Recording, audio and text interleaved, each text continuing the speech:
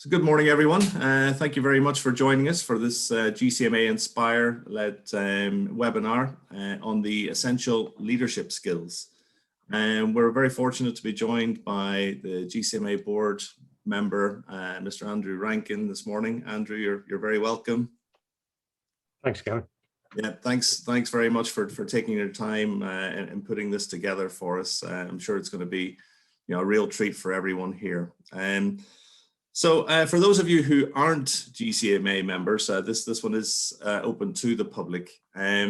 Just a very brief history on the GCMA. It was formed 1933 as the Association of Golf Club Secretaries, which really sort of reflected the role and what it was like in those days and those times.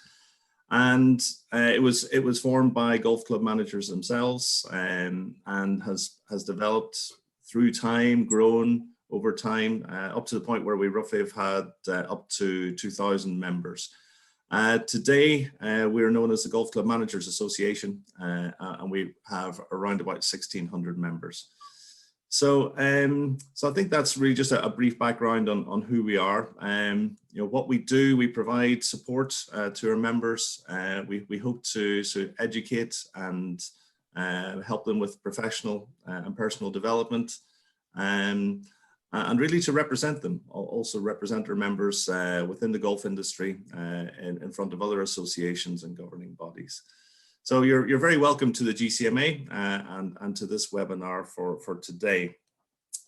Just a couple of announcements. We do have our next Principles of Golf Club Management course coming up in July the 5th to the 9th. We're still receiving registrations for that. So if you have any interest in doing that course, or have any members of staff who you think it may be beneficial for, by all means drop me an email, or myself or Natalie. That'll be gavin@gcma.org.uk or natalie@gcma.org.uk, and we'll get those registrations processed. Just another brief announcement. We do have some well-being workshops coming up in July also, 13th of July and the 20th of July. And those will be at 4 p.m. You can register for those also through the e-newsletter. The PD report, professional development report that you'll find within the e-newsletter has that information. So by all means, join us. We understand that managers are under huge, unprecedented amounts of stress at the moment with everything that's going on. So by all means, take time out, take an hour for yourselves. And just finally, just a heads up really, we will be starting a series of surveys. So keep your eyes out for that in the e-newsletter as well. So those are surveys that will be really short 5-10 minute surveys just to help us with to gather your thoughts and your feelings about how things are going. So that's really the end of my sort of brief introduction to the webinar and what's going on with the GCMA. And what I'd like to do just before we start the presentation from Andy is really just try and take a benchmark or a temperature of what the people in the webinar feel about strategy and what their involvement is. So if you don't mind taking a minute, I'm going to put this poll up on the screen, and if you could answer that would be very useful. So you should see the poll there. And yeah, the answers are starting to come in now. We have 7, 9, 10, 70% voted. Still got a few more to come, or coming in. Yeah, that's most of them in, Andy. So what I'll do is I'll share that with everyone. So as you can all see, so really within this room, there are quite a few people who are heavily involved in setting strategy for their golf clubs or their facilities, but everyone is somewhat involved in that, Andy. So that'll give you an idea of what the temperature check is like for the room. So without any further ado, I'll hand that over to you, Andy. And I just ask everyone, thank you very much for your cameras being off during the presentation and microphones as well. And yeah, we look forward to it. So that's over to you, Andy. Okay, thanks, Gavin. Right, let me just set this up.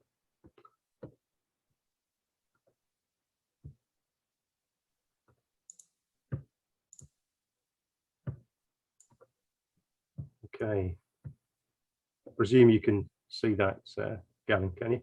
Yeah, that's perfect. Okay, right.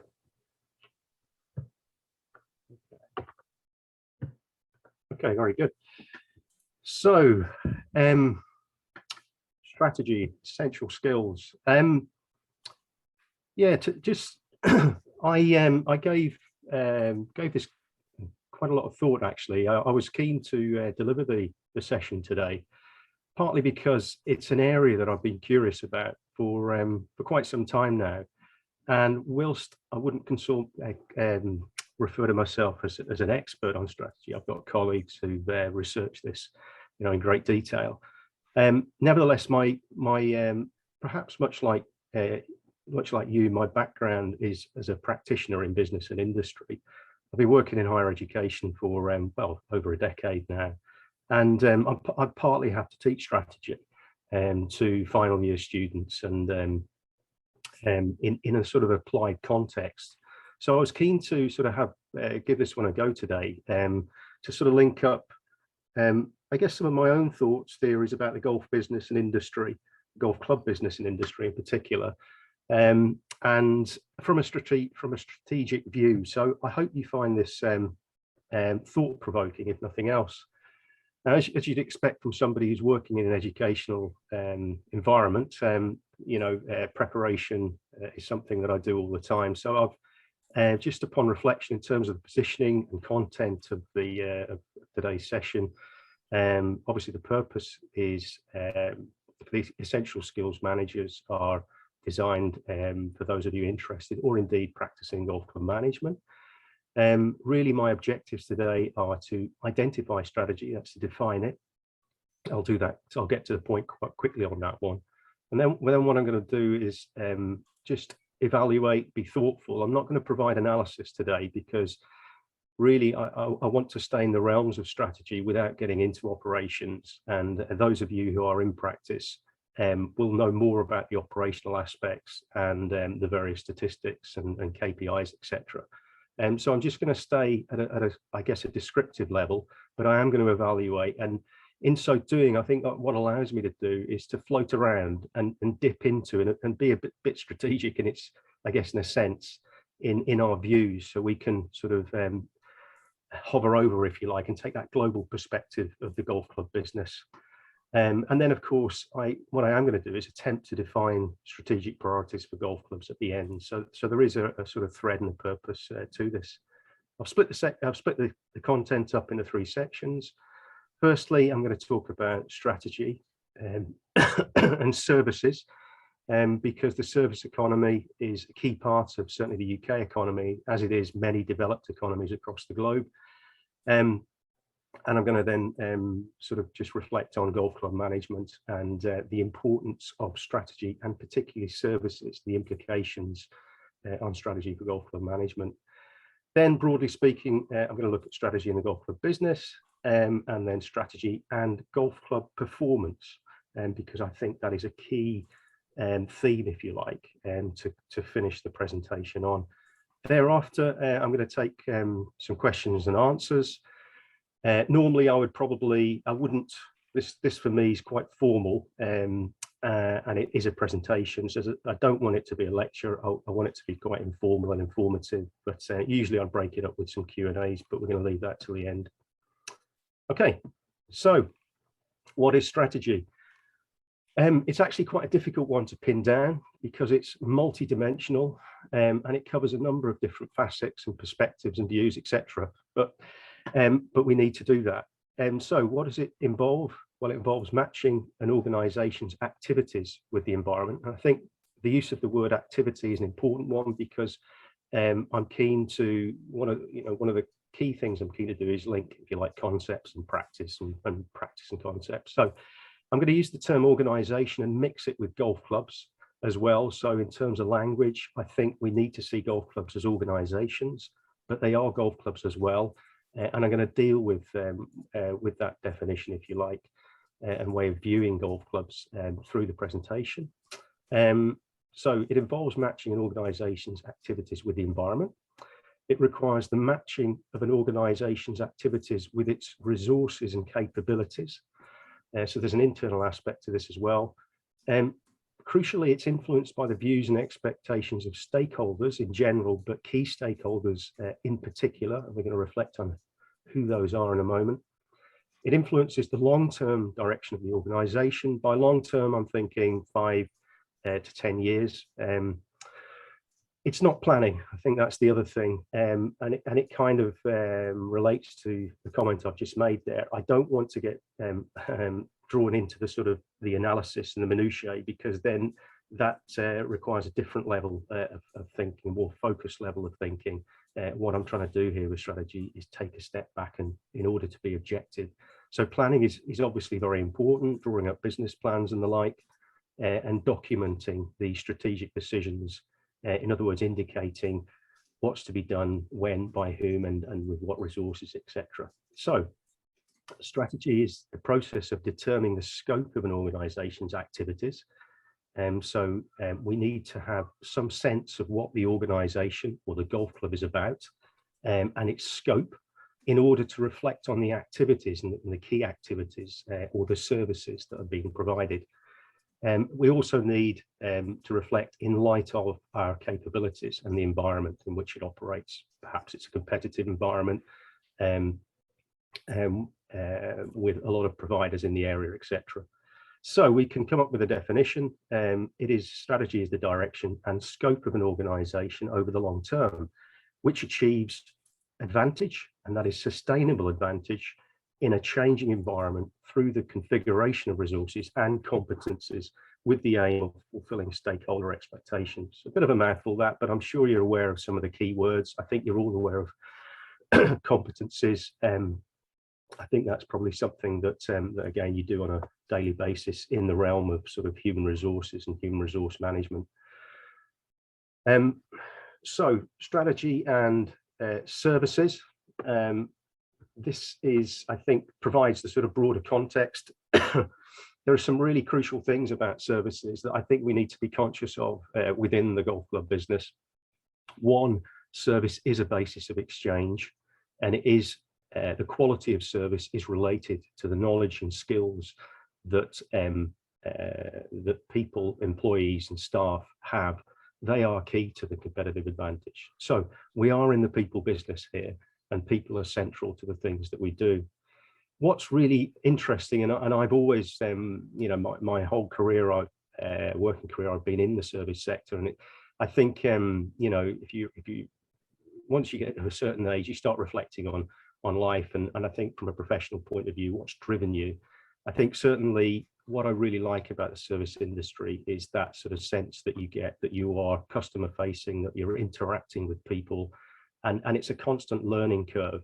You know, we talk about research and development in other industries, perhaps, but R&D, I think, happens in golf clubs very much through those interactions. And the reason being, of course, is that the customer is a co-creator of value. And the word value, I think, is a really, really important word and term.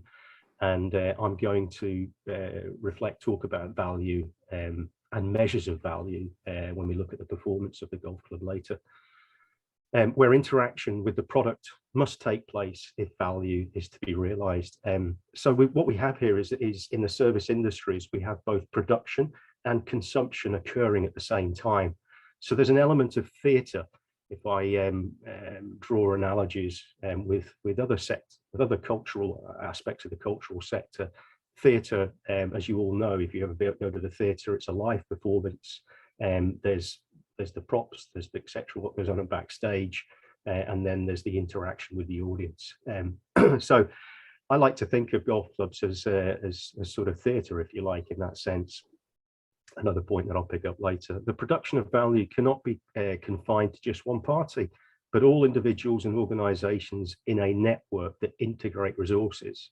If we think about retail, you know, the pro shop, retail outlets at golf clubs, the golf manufacturers, Titleist and the like, all depend on, represent a supply chain that links directly with the customer, and they depend on the sort of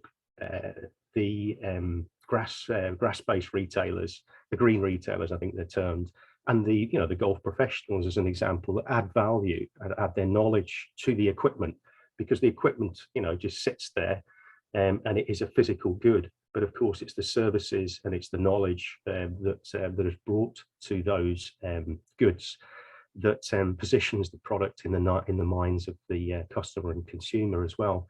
And we also see it in the food and beverage aspect of the golf club as well. So you have a lot of suppliers that supply physical goods, but of course, as you know, the environment, the experience that you add and create as managers adds that, you know, extra value to that. So there's, you know, golf clubs are stages from that point of view. I would envisage golf clubs as distributors in many ways, where yes, production, consumption occurs in terms of golf, the sport of golf, and the socializing, the events, etc. But you're also distributing distributors as well, in a sense. Value is ultimately determined by the consumer. So it's retrospective, as you know, from that point of view. It's only after the experience that we can have an opinion based on our experience. And therefore, there's an element of subjectivity to this, because each one of us will have different expectations. Again, it's what makes it interesting, because you never switch off when you're at the golf club and delivering a service. I think, you know, people keep you on your toes because of the subjectivity of their experiences. And as you know, it only takes one disgruntled individual or consumer to make life quite difficult as well. So they bring different values to the same product.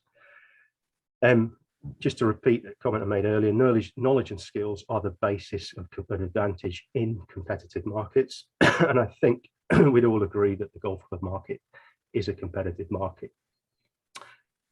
So a service view is customer orientated, it's co-relational, in other words, it respects that interaction, and it's defined in terms of customer determined benefits as well. So we work backwards from the customer and the customer experience. Just kind of related to that as well, it talked about resources and capabilities. There's a view, and it's called the resource-based view of organizations, which suggests that competitive advantage lies in their internal resources. That is what might be termed human and intellectual capital. So the knowledge and skills, the people, the behaviors, values, etc. It includes value creating intangibles, organizational culture, internal processes, specifically the key process which generate efficiency and effectiveness. In other words, they deliver the service products that people want. It highlights the significance of an organization's internal resources and capabilities in helping it achieve its strategic objectives. So the setting of the strategic objectives is obviously important, and we need to sort of align things through the organization, through the golf club, so that it actually meets these objectives and people's needs. How competitive, you know, where the focus of strategy should be, I think is an interesting one, because yes, we need to be aware of the external environment and factors in the marketplace, but you know, I think the focus today is really around golf clubs. I think they're quite interesting places to try and understand, if you like, let alone manage. But a key part here obviously happens internally, because partly because it's always easier to retain a customer than it is to get a new one. So we need to focus on retaining customers and understanding, or members, and understanding what they want, as well as being aware of shifts in the external environment. So a resource-based view, therefore, if we if we sort of agree with that view of an organisation, it values employees and volunteers. Volunteers, is I'm going to touch on as well later, as investment assets. They are important to the golf club, and we need to value them and find ways of value them, because through their activities, practices, and interactions, they develop a commitment and ways of working that deliver often superior organisation performance. That's okay. So what about strategy in the golf club then? Okay. Managing strategy requires an understanding of the organisation, its environment, and the consequence of decisions. So experience helps here, clearly. We need to identify the golf club stakeholders, who they are. I'm going to run through these in a moment. Evaluate the different points that I've got on the screen here. Evaluate the golf club's external or competitive environment and identify opportunities and threats. So you can see where this is going in terms of the creation of a SWOT. Evaluate the golf club's internal operating environment and identify strengths and weaknesses. So we've covered the strengths and the weaknesses that are internal to the golf club and its internal environment, and then we've got the opportunities that are external to the golf club in the external environment or its competitive environment. Well, after we've done that, then we're in a position to define the golf club's mission, its vision, values, and objectives, and create the strategy statement, which is the one that is communicated to the membership and perhaps put on the website so that non-members as well, or customers can, other customers can see what the club is about and what its intentions are. Finally, we need to define the golf club business, what business we're in, and align its operating environment. And then we need to also, crucially, I think, bearing in mind with what I've said already, define golf club performance in terms of value and measures. More about that in a bit. So, strategy and golf club business. I'm going to look at the various aspects from different viewpoints, different perspectives, so that we build up an overall picture, this sort of strategic view that I was referring to earlier. So we're sort of flying over the golf club here, or the golf club business world, and we're looking at it from different perspectives. Stakeholder, I think, you'll be familiar with the term shareholder. That I guess shareholder does apply in some organised in some golf clubs, I should say, in the private sector or the commercial sector, more specifically. I'm just, as I say, kind of primarily talking about private members clubs here. So I think the concept of stakeholders, and it's a growing one in business and commerce anyhow, is a more useful one in terms of the way we assess value and measure value in an organisation. So key stakeholders of this stakeholder view, I think, is a really important one, because it gets us thinking about the ecosystem that we are in as golf clubs. If we think, yes, we can think about the obvious key stakeholders, the members. Within the membership, we've got various categories as well. And then we've got with various rights, obviously, as well, depending on the constitution of the golf club. There are also the non-members as well, visitors, as well as nomad golfers, etc. We also have the committee and the board, very important in terms of the executive decisions of the golf club as well. Crucially, we've got employees and staff, very, very important, bearing in mind the cooperation, the interactions that occur in a service environment where resources and capabilities are crucial. We've also got governing bodies as well, the Royal and Ancient, England Golf, or if you're in Scotland, Scottish Golf, etc.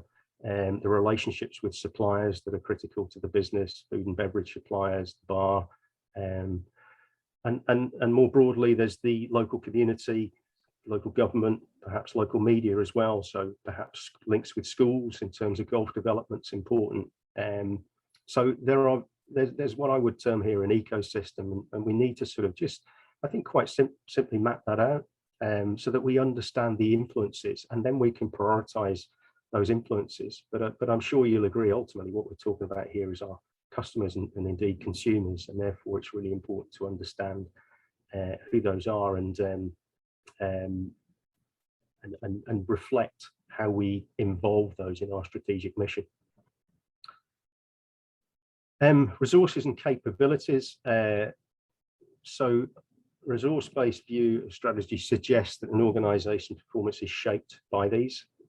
So to participate in a market, a golf club needs what we might term threshold resources and capabilities. However, and it's why I've used the term performance at the end, to perform in a market, a golf club needs unique and distinctive resources and capabilities. These may come naturally to the golf club. For example, a fantastic golf course, a championship standard golf course, which clearly, kind of creates a certain reputation and position in the minds of the golfing public.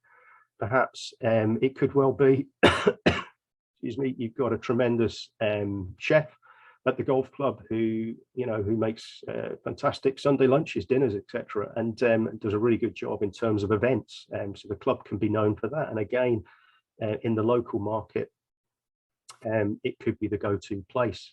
I'm just, obviously when I was just reflecting on perhaps golf clubs, country clubs in America and the States, they're often the places to go. But of course, the scale of country clubs in the US is quite different to the kind of private members clubs that we have in the UK. And the resources and capabilities are therefore different as well. And the scope is different. But, I think what's important here in terms of, if we are talking about competitive markets, one of the places you don't want to be in a competitive market is the middle ground. It's a bit like being a football team in the middle of the league, isn't it? You're either, if you're at the bottom, you're high profile. If you're at the top, you're high profile. But if you're in the middle, you're kind of lost in that kind of grey area. So it is important to understand what our resources and capabilities are. The other thing I think that's important as well, and this back to the word value, is this idea of value chain. So how, what's really important is to identify those activities that enable the creation of customer value, to sort of join the dots, as it were, and plot those out and understand that.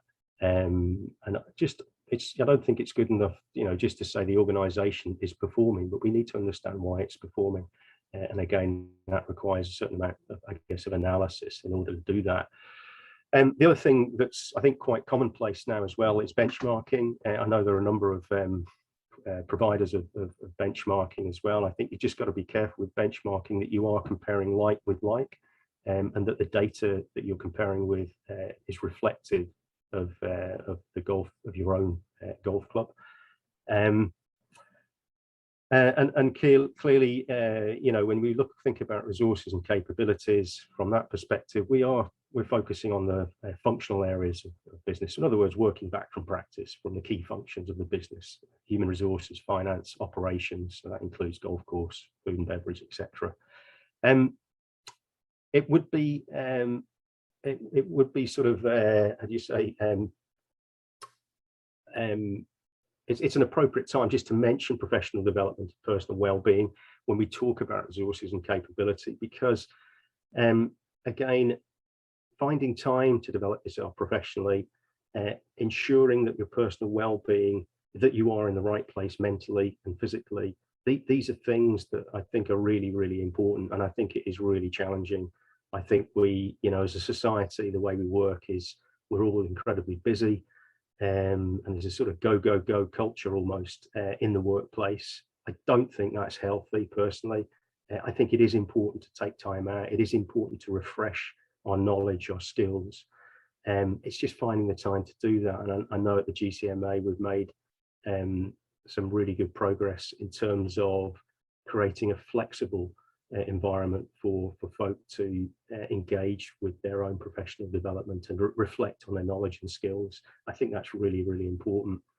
Using technology perhaps to sort of create that flexibility. And I think it's important because it takes you to a different place. I think we all have strengths and weaknesses, and we just need to be really honest about those. Because this is a people business, and I think managers are often in the secretaries are often the crosshairs, sometimes very unfairly, I think. But there's various reasons why I think the workload, certainly at the moment, has gone through the roof. But I think longer term it will increase as well, and expectations, I think, will increase around the expectations of the manager and what they're doing and how they're doing it at the golf club. So it's really important professional development to stay on top and to be creative, to sustain your interest, but also, you know, keep things in perspective as well. There's more to life than the golf club, isn't there? So your personal well-being is important as well. We could spend ages talking about this. I know culture is, you know, culture and golf are just intertwined, aren't they? We do know, what do we know about culture? We all know about the rules, dress codes, and the actors in golf clubs, you know, presidents, captains, etc., and the expectations often that come with those rules. With those roles. I mean, I don't have the time to go to really sort of dismember culture today, but it is really, it does create value, add value. It can also create dysfunctionality as well, as we know in the golf club. So how we view it, how we capture it, I think it is important to understand it. So we know that, you know, golf is influenced culturally, and there are institutional influences as well. I think if we take amateurism as a concept, if you like, it's had a massive impact on golf, the institution of golf. And I guess what I'm not talking about here is the amateur professional debate in the sport, but I'm really talking about perhaps volunteers or volunteerism. Because as you know, in private members clubs, as a professional club manager, you will be expected to work with amateur volunteers at board level, and that can be very, very challenging. You know, they can have their own views of the golf club, and often they can be, their intentions can be honourable and well-meaning, but they can also be disruptive as well. And as a result of a lot of the hidden structural things that occur within an organization, such as a golf club, it can create strategic drift. When you have groups, or when you have a dominant culture, if you like, you also have subcultures as well, and groups can represent those subcultures, and they can create strategic drift as well when they start to influence decisions for a minority and not a majority of people. So I think as a club manager, you know, you've really got to be aware culturally of the environment. And indeed, when it comes to leading a team as well, culture is a really important part of that, in terms of, I guess, blending the sort of social and psychological aspects to teams. So in other words, creating resilience. In other words, you know, what about the behaviours and the sort of values of your team that you're leading? That's really important. There's a lot you can draw on there from sport in particular. So some nice crossovers there. Of course, all of this gives rise to the reputation of the club. In other words, it's an identity as well. Sometimes marketeers would refer to that as a brand. I don't think you know, private clubs are so that commercial, but they're certainly aware of reputation, very much so. So the identity is really important, because it does affect the way people behave around here. You know, it refers to what members believe and understand about who they specifically are as a golf club. Paradigm, without wanting to get too sort of abstract here, it nevertheless has a practical implication, because a paradigm is a set of assumptions that are held in common, and this is to do more with a social cultural aspect, and taken for granted. It informs what we say, it frames the kind of words that we use within golf clubs as well, and how we see change. So it could well be that a golf club is struggling for in terms of revenues, etc., and it needs to reposition itself.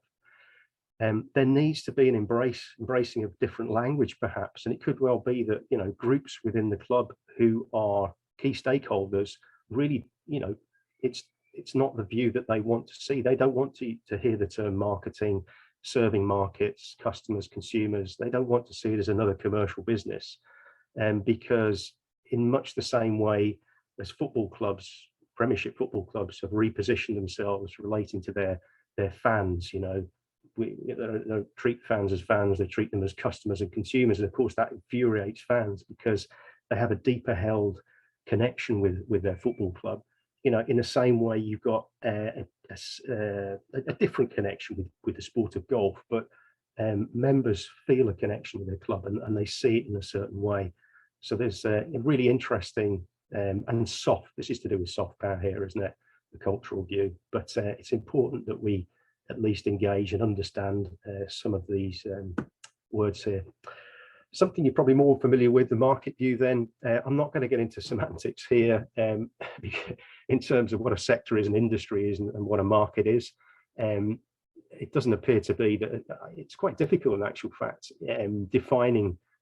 There's more to defining a market than you think, and an industry as well. And I think what's really interesting about the golf industry is that it's both a sport, or the golf club, if you like. Let's talk about the golf club. What goes on at a golf club in terms of activities is you've got participation in the sport of golf, you've got hospitality in the food and beverage. There's an element of it connects with the fitness industries as well. So we know about the health trends that are going on there, and all of this, as well as retail as well, although that's been changed immeasurably by the internet. And we're aware of now, I think most of us in terms of our buying habits are probably have shifted online, and they may well stay online as well. So there's been some real changes there, but there's a real, I think change is key here. Industries are moving. This is a moving area. Industries coming together, new industries are forming as well. Golf, the sport of golf, is a big part of the entertainment industry alongside football, Formula One, etc.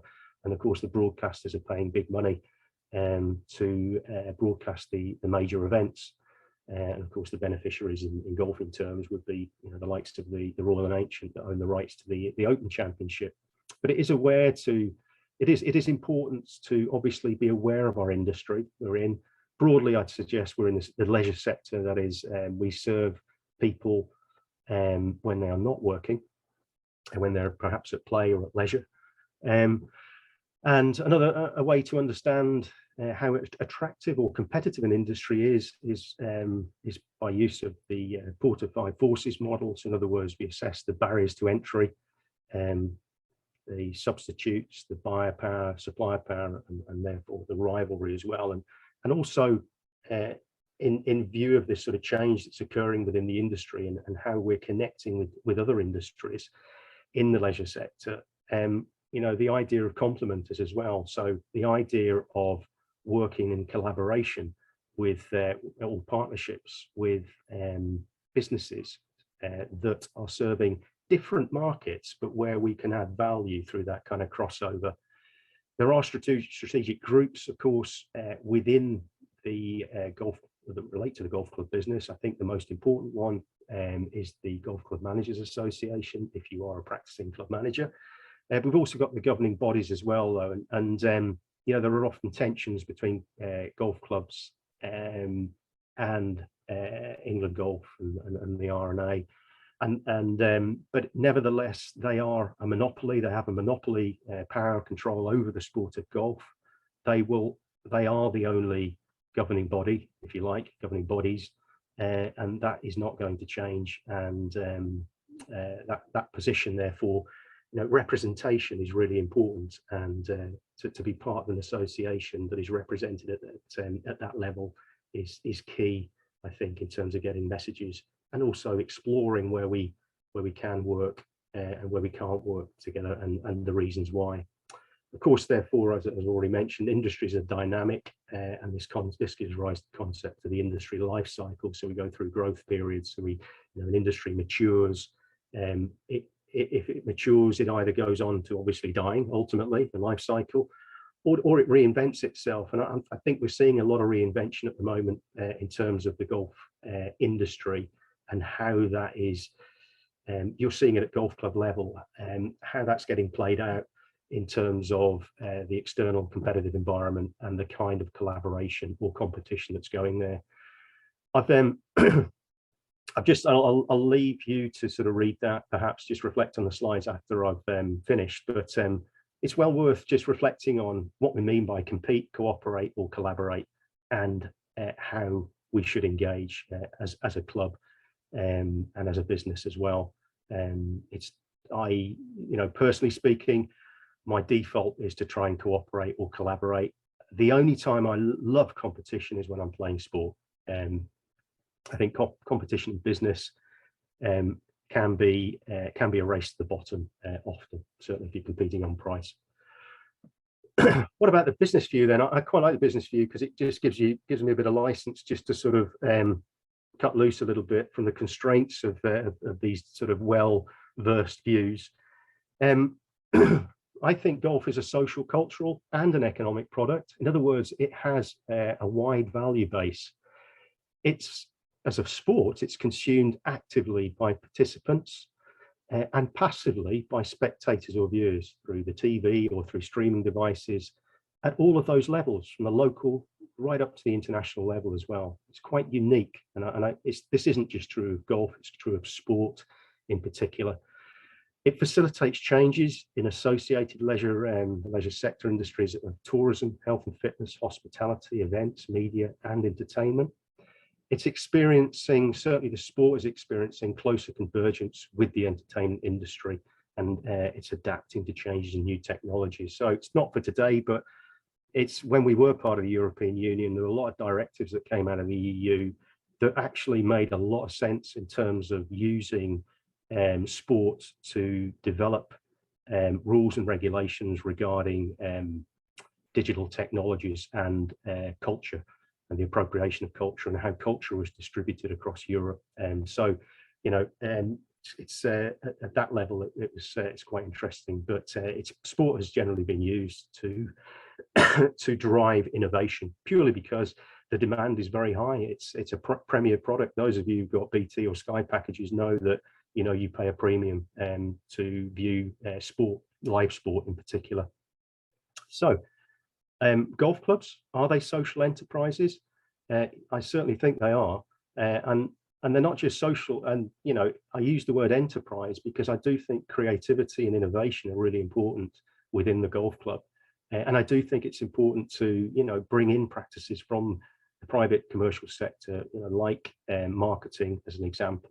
It's how we apply those practices that's really important. So clearly, we might not want to over commercialize a private members club, but there's a balance, there's some nuances there that need to be understood. Finally, this is often termed the environmental macro environment or the global view. A lot of people think this perhaps is a little bit aloof and doesn't really affect the golf club environment. I beg to differ on that, and I think we're living through a period where it's fairly evident that it does. We have politics, the government affecting if golf clubs are effectively open or closed.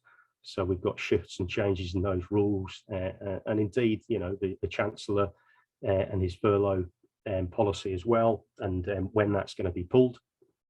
The economy as well.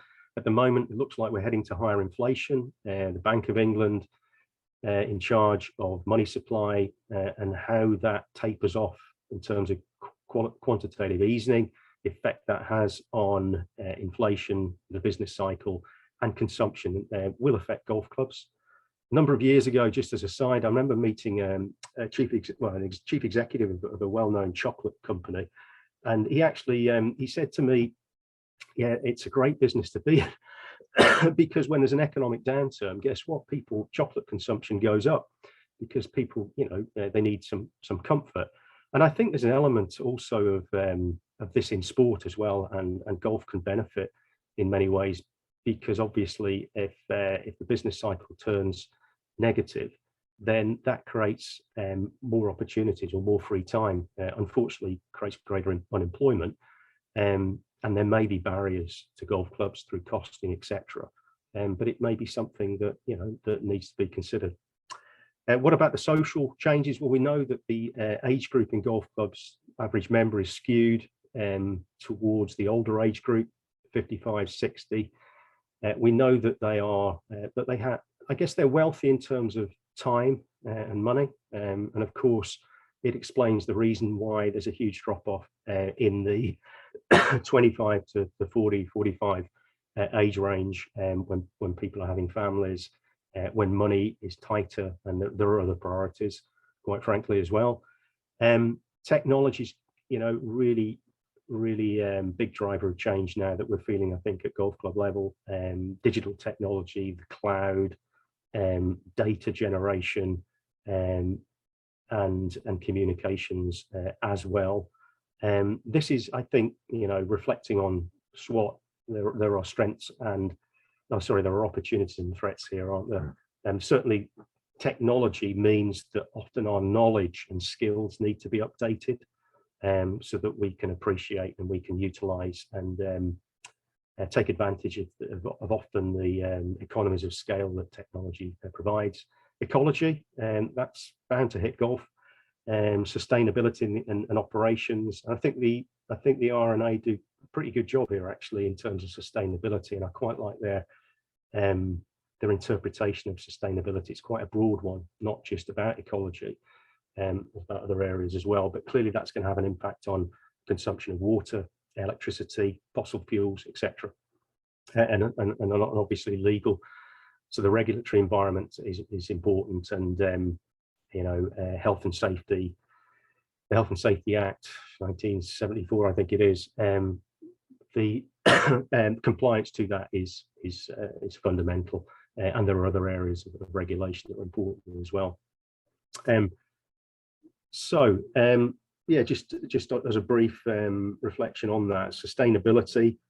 I think what might be useful is for golf clubs to think about not just the bottom line in terms of profit, and focus on the economic, if you like, but what about the people, the social, environmental, in other words, the planet as well. All of that, and as I say, I'm not going to provide analysis today because that would mean me effectively doing a case study of a specific golf club. But I think you can see where I'm coming from. What you need to do is map all of these things out. A good SWOT analysis is not just a list of things, it's a thoughtful list, and it's an extraction of those key factors that have a direct impact on the golf club and its business, both internally and externally. And so that I think you need to be very disciplined and focused in terms of the SWOT. Otherwise, it just becomes a shopping list of meaningless things or items. Okay, so yeah, that's the basis there. The final section then, strategy and golf club performance, and I think you'll agree that this is a key part of a manager's job. It's certainly when it comes to meetings with committees, etc. Effectively, you'll be talking about the performance of the golf club, whether it's cultural, whether it's business, operational, whatever. So once you've assessed the golf club internally and externally, then you're in a position to draw up the strategy statement. The strategy statement is really important. It's and this should be done qualitatively. You need to use words to do this, which is a skill in its own right. But effectively, it needs to state the purpose as defined through the golf club's scope and of its activities and the capabilities it brings to the activities.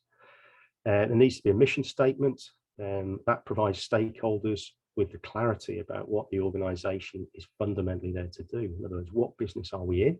What markets are we serving, perhaps? What would be lost if we did not exist? In other words, how do we make a difference? Really important to the lives of people. The vision statement is concerned with the future the organisation seeks to create. So what do we want to achieve? Not too far out, perhaps 5 to 10 years is a good measure. The statement of values communicates the core principles that guides the organisation's strategy and defines the way it should operate. And these values are core. In other words, they should not change. So really reflect on what the values are. As we know, values inform behaviour, and they're really central to culture as well. The statement of objectives. This is where we need to be smart. Use the acronym. Specific, measurable, etc. And in terms of that bottom line, are we just going to set objectives in financial terms? I think personally that's kind of limited. I think yes, finance is very important, clearly, but there are other ways of setting objectives or other measures as well, market-based ones, and the basis of advantage as well. So such as that sort of triple bottom line there, which I think I think will become more and more expected of I guess, standard commerce and businesses in the future, and that might just have a trickle-down effect to golf clubs. But of course, if we think about that final thing, one of the beauties of the golf club is it has this tremendous facility, the golf course, and all the sort of nature and wildlife, and the many things that can be done on the golf course to contribute to the environment, if they are valued and if they're managed accordingly, and that can become a great asset, I think, to the club. It can appear on the website, that shop window into the club and the aspirations of the club, and I think that could be potentially quite motivating, and also appeal to perhaps different aspects of people's personalities that lie dormant, because of this fixed view of what a golf club is and what it provides. Shouldn't we be providing some leadership here as well, in terms of how people see the golf club and its wonderful facilities often. Golf club performance then, really important this, because we need objective measures of performance. We need to be able to talk objectively as well as managers about our staff. We need to talk to those volunteers that work on committees that might not really get the golf club business. This is really key.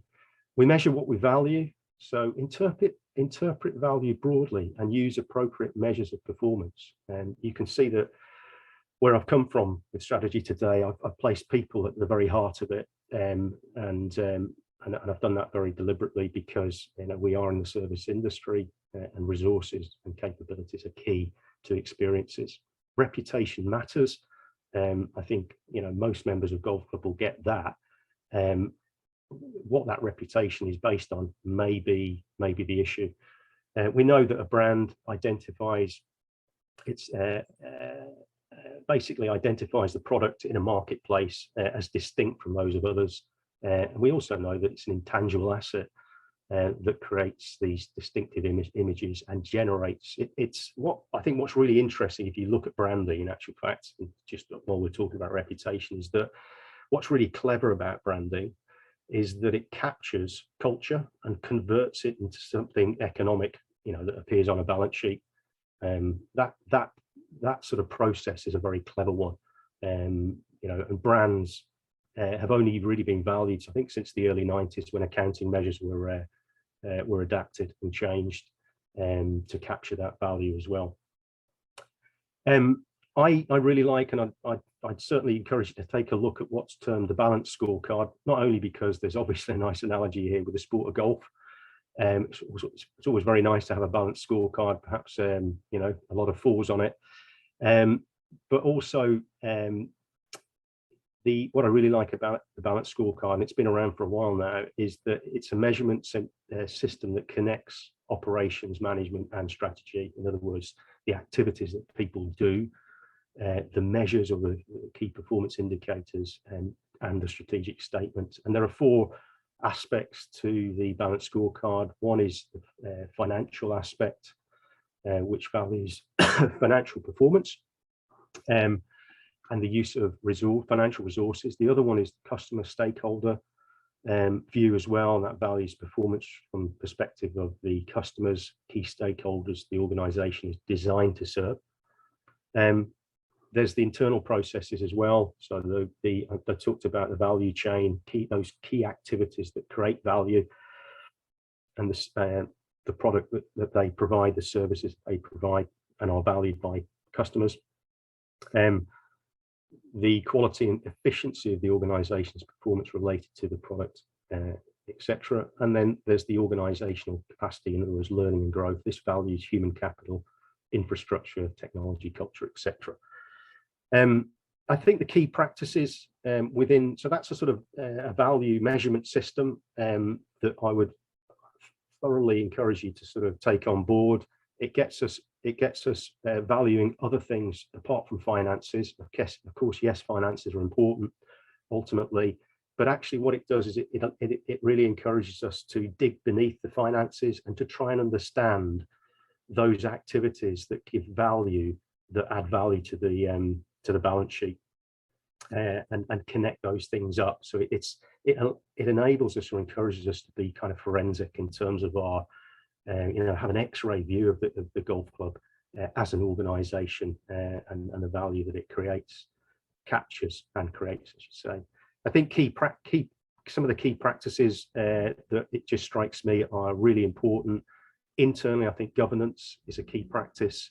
I've listed there some aspects of governance that integrity, vision and mission, leadership in the board, controls and compliance, accountability, etc. And also engagement with the sport and leisure landscape. I think golf clubs traditionally haven't been particularly good at that. And I think that is important. I think as club managers, you should don't take for granted the the relationships with the sport of golf. I think they're absolutely fundamental, and I think they're of increasing relevance and significance given given sport generally has just exploded in the last 10-20 years, and it will continue to grow, I think, obviously in a passive way, certainly through the broadcasters.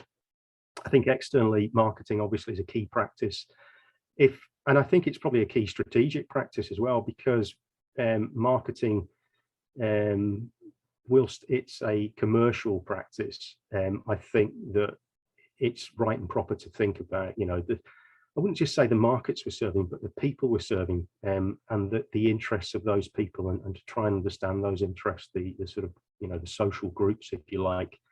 And I think that's really important because, as you know, golf clubs typically are represented, or the members tend to be older. It doesn't necessarily mean, though, and an older group of people will have certain values and certain beliefs, but when that group moves on, as inevitably they will, there needs to be a transition. There'll be a new group coming through. So we need to be aware of the values of younger groups, perhaps within the golf club or externally, potentially in the area as well. So I think marketing is really, really important. Right, what about you, the golf club manager, then? A couple of quotes just to finish with. I think be adaptable, and you've got the famous Charles Darwin quote there, or misquote if it's been misquoted a number of times, this, but adaptability is the key message there. Be influential. Quote from Shakespeare: "The world's a stage, and we're all actors on it." Understand the stage you're on. Back to my idea of theatre earlier, and think about the role that's being imposed upon you. Don't be framed by others. Think professionally what you need to be doing as a club manager and as a leader, and don't, culture is a very powerful thing here because it's hidden, and it informs behavior and it informs expectations, and often I think this is at the heart of change. So being a change agent means being not oblivious to how other people see you, but it means you need a certain resilience and strength, and a self-identity and awareness as to who you are and what you're about, and what it is that you're doing at the golf club for the benefit of the golf club and its business and its members. And often they won't get that, but you will, and you need to communicate that. Be curious. A couple of Einstein quotes here. Who better to quote from? We talk about curiosity. Don't stop questioning. Curiosity has its own reason for existing. I love that, which is, I guess, partly the way I'm in education at the moment. But I think as part of my nature, be curious, ask questions, and understand things, and be caring of others. Be enabling. In other words, a lot of people come to the golf club because they're tired, they're exhausted, they want to kick back, relax. You've got to create that environment for them. Allow that, because they will really appreciate that. And from that point of view, we're adding value to the lives of others, and we're creating freedom for people to express themselves through that experience. Finally, and I'm going to come back to that theme of professional development, well-being. You need to take control, yes, and you need to refresh your knowledge and skills. You need to stay motivated and relevant. The skills you have, the knowledge you have needs to be relevant, but you need to take care of yourself as well. And it's really important that you have a life outside of this, and that you, I guess, mentally, that you can refresh, and you have your own identity as well. I think that's really important. Back to sort of the idea of Shakespeare and actors. when you step into that club management role, it might be quite restrictive. It depends, really depends how you shape it. But you're also an individual person with your own values, with your own life, and that's really, really important as well. Sources, resources. So these are, I guess, just it's a bit of a bibliography, this, but these are some of the sources that I've taken my inspiration from. Feel free to click through the web links that I put there for you, and perhaps they're of interest in terms of resources for you. Okay, I hope that was interesting, stimulating. I'm going to stop sharing my screen now. Okay, Gavin, over to you. Andy, thank you very, very much for that. I think on behalf of everybody in the room, I'd just like to, say, a huge thank you for your time and the effort and preparation that you've put into the presentation today. A wonderfully comprehensive overview of strategy, and I think there's anybody who would like to see a recording of that. I think it may be necessary to watch it again. And go through it bit by bit, because there was so much in there, and I think I've certainly got my own takeaways written down, and just really understanding the importance of people throughout strategy. And I think that was something that's perhaps a little bit surprising. We normally talk about KPIs and the business view of strategy, but being part of the service industry, the people side is just so important. The resource-based view sort of builds on that. The culture, the role of culture setting strategy as well. And again, we measure what we value. So those values that we need to focus on within golf clubs. The traditions are sometimes what hold us back, but values are what are constant, and focus on those. So those are my takeaways. I'm sure everybody here has their own. I'd like to open up the floor. If anybody has any questions for Andy while we have him here. We could do a quick Q&A. I think everyone has the ability to unmute themselves if they would like to ask Andy a question.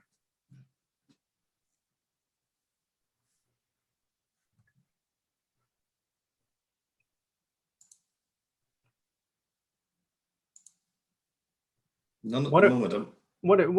The poll you did at the very beginning, Gavin.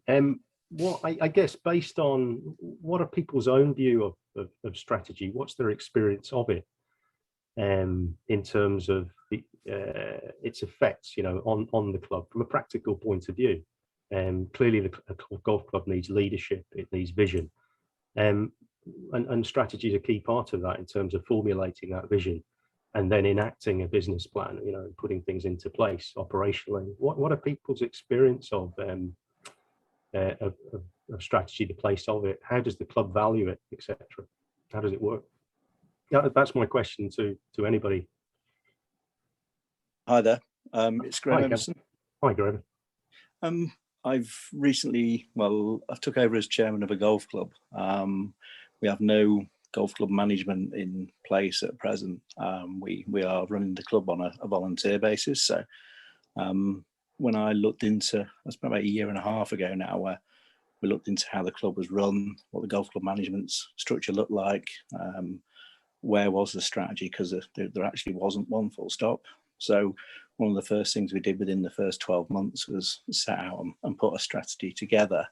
And the only key piece I've really stuck to is every single decision we make reflects on what our strategy states. So if we're going to make any financial decision or customer decision, etc., it has to be relatable to what we set out in our strategy. The club itself is owned by the shareholders. So there's 692 people that we're responsible to, 405 members that are also quite vocal about how the club's doing, etc. But at present, we're running it with 12 on the board of directors, finance director, bar and catering director, all those sort of people are in place. I thought that was a really interesting presentation, and where I'd set the strategy out 12 months ago, looking at some of the pieces that you've covered off today, there would have been differences in what I did 12 months ago. So really useful today. Thank you very much. Thanks, Graham. That's really interesting. I think from what you're saying as well, with limited resources, culture is really, really important. And you know, the idea that we're in a service business and this resource-based view that relationships are, you know, are cooperational, getting the culture right is key. Volunteers are obviously not, you know, they're not paid employees of the golf club, but they do have a vested interest in the club and they want to see the club run well. It's just they can't give much, but if you provide some leadership and actually, you know, some of the cultural aspects there, give an indicator as to what that might be, then people will buy into it and they will chip in and help. I think that's the reality, as opposed to, I guess, just treating people like customers. And I think you've got to be careful with this. I think there is a difference between members and customers. You know, members have a certain, they have a vested interest because they feel they own the club. Indeed, in your case, it sounds like they actually do for their shareholders. But I think more than that, I think from a psychological point of view, they, you know, they care about the club. It's an extension of their values, if you like. So they are connected, and it's those deeper connections beyond commercial that I think that enables the sustainability often of clubs when things, you know, things turn difficult. That's quite evident as well, because I think we worked out we had about 250 shareholder playing golfers, and the rest were non-golfers as such, but there was now investment, if you like. Yeah. So where we had a split, potentially virtually straight down the middle, where we had 200 people that were a vested interest because as members and shareholders, we then had 200 people that were members. Yeah. And it almost felt like there's people that have got 30, 40 years continuity at the club. You know, they've been in the position that I'm doing now. They've been in the position of the directors, etc. They've been captains, past captains. The list goes on and on and on. So you're right in what you're saying.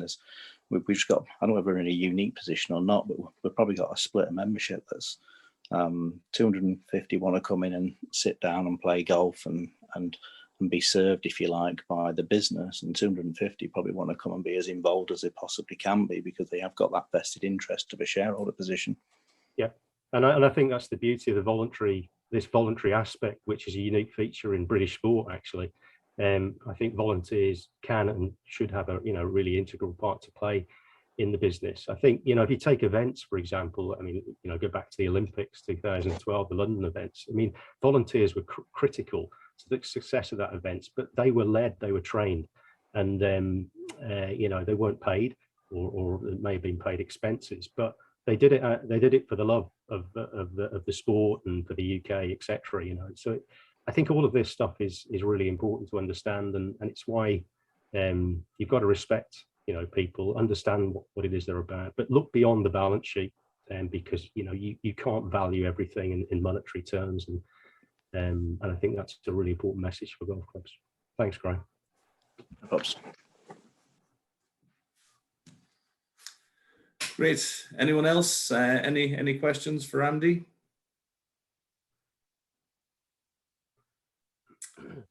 I'm taking that as a no. So what I'll do, we've still got most people on the call. I'll just run a quick poll, Andy. But you know, anyone who wants to leave is absolutely free to leave at this point.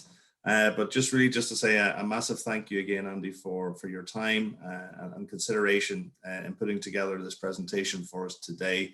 And thank you for the inspirational quotes at the end as well. I think that was a really nice touch as well. So thanks for that again.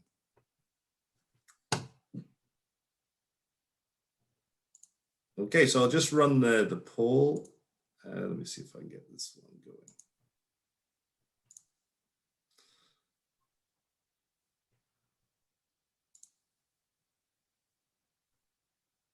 I don't get to vote, unfortunately. I better cross mine off then as well. Okay.